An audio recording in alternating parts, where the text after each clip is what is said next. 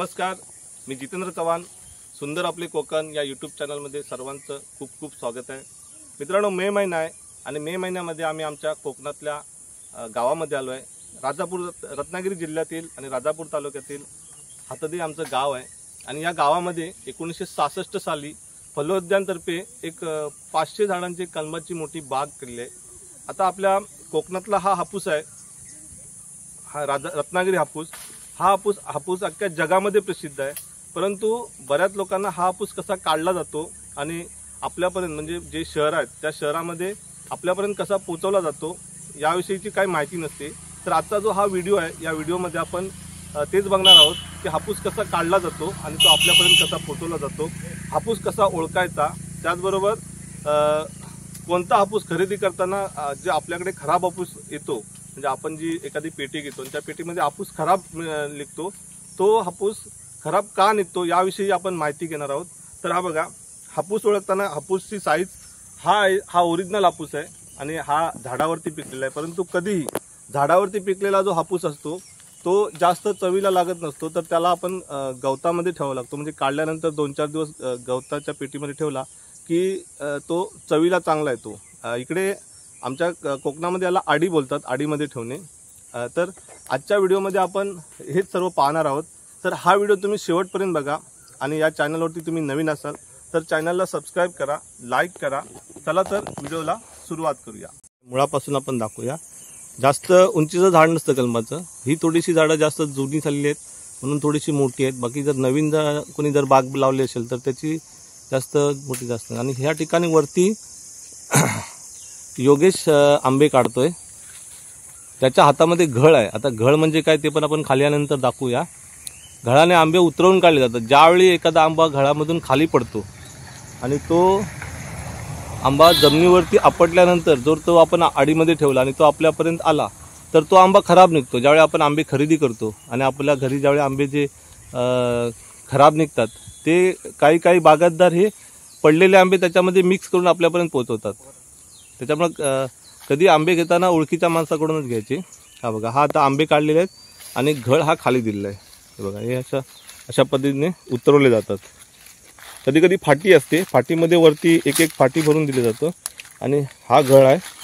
या घळामधले हे आंबे हे बघा, इथे कट होऊन हे आंबे याच्यामध्ये पडतात. आतापर्यंत एवढे आंबे काढून झाले, उतरून काढलेले आहेत.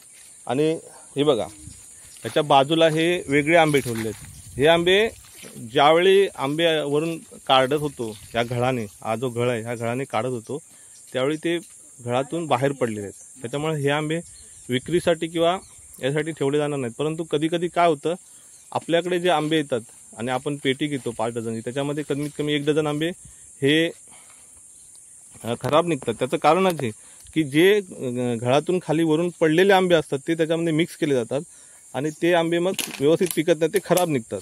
तर ते हे आंबे आहेत. परंतु इथे मात्र तसं नाही आहे. राजापूर तालुक्यातील हातदे गावची ही बाग आहे आंब्यांची आणि हे आंबे वेगळे केले जातात आणि आपल्या ओळखीच्याच माणसांपर्यंत हे आंबे इथून शहरामध्ये म्हणजे मुंबई किंवा पुणे, कोल्हापूर या ठिकाणी पोचवले जातात. हे बघा, आंब्याची साईज खूप मोठी आहे. साधारण तरी पण 400 ग्राम ते 500-600 ग्रामपर्यंत एक आंबा असेल. आणि हापूस ओळखायचा असेल तरी बघा, हापूसचा आकार तुम्ही बघून घ्या. थोडासा असा ह्या साईडला टोक असतं आणि असा असतो. कधी कधी आंबा लांब असेल तर त्याच्यामध्ये काही जे व्यापारी असतात ते काय करतात की जास्त पैसे कमवण्यासाठी त्याच्यामध्ये वेगळे आंबे घुसवतात आणि आपण काय चेक करून घेत नसतो. परंतु हापूस ज्यावेळी तुम्ही ओळखता, म्हणजे हापूस ज्यावेळी तुम्हाला बघायचा असतो त्यावेळी ह्या साईजचा, हे बघा, इकडून असा इथे साधारण टोक आणि असा आकार असतो. जर लांब असेल किंवा असेल तर तो वेगळ्या जातीचा आंबा असतो. तर कधी हापूस घेताना हे गोष्ट लक्षात ठेवा, हा ओरिजिनल हापूस आहे आणि झाडावरून काढल्यानंतर लगेचच कुठलीही प्रक्रिया न करता, कुठली पावडर, कुठलंही केमिकल न टाकता डायरेक्ट हे पेटीमध्ये पॅक केले जातात. आता आपण दुसऱ्या साईडला आंबे काढायचं काम चालू आहे, तिकडे आलोय.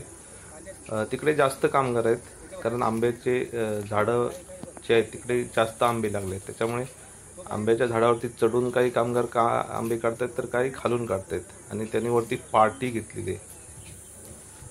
हे आंबे लगेचच काढल्या लगेचच पॅकिंगसाठी घेऊन जातात. हे बघा, इथे जास्त कामगार आहेत. काही कामगार आंबे काढतात, तर काही कामगार हे काढलेले आंबे लगेचच पॅकिंगसाठी घेऊन जातात आणि एका साईडला पॅकिंगसुद्धा चालू आहे, म्हणजे आंबे लगेचच पॅक केले जातात. मी जसं सांगितलं पहिलं तशाच पद्धतीने या आंब्यांवरती कसली फवारणी केली जात नाही, आंब्यांना कलर यावा किंवा ते लवकर पिकावेत यासाठी कसले केमिकल कसली पावडर वापरली जात नाहीत. डायरेक्ट नॅचरल पद्धतीने पिकवले जातात आणि आपल्यापर्यंत पोचले. बघा इथे स्वतः ह्या जे बागायतदार आहेत ते स्वतः आंबे पेटीमध्ये पॅक करतात आणि त्या आंब्यांची थोडी शॉर्टिंग केली जाते. म्हणजे जे मोठ्या साईजचे आंबे असतात त्यांना वेगळा रेट असतो, त्याच्या खाली थोडेसे छोटे असतात त्यांचा वेगळा रेट असतो आणि हे आंबे या पेटीमध्ये पॅक करून शहरामध्ये म्हणजे जशी मागणी असेल तिकडे पाठवले जातात. आणि हे सर्व दरवर्षीचे म्हणजे जवळजवळ फिक्सच काम करतात. रात्रीची राखण करायची, शिवाय दिवसा काही कामगार हे आंबे काढतात, काही कामगार रात्रीचे राखण करतात. इथे आंबे भरले जातात. मला वाटतं एका बॉक्समध्ये फक्त 2 डझन आंबे असतात, कारण हे मोठ्या साईजचे आंबे आहेत. तर काही बॉक्समध्ये 5 डझनसुद्धा आंबे राहतात जर छोटी साईज असेल तर. तर इथे काही लोक आंबे घ्यायला आलेत, आपल्याला बाजूला दिसत आहेत घ्यायला आलेले. तर मित्र, हा व्हिडिओ तुम्हाला कसा वाटला याविषयी आपल्या कमेंट बॉक्समध्ये तुमच्या प्रतिक्रिया कळवा. तोपर्यंत धन्यवाद, बाय बाय.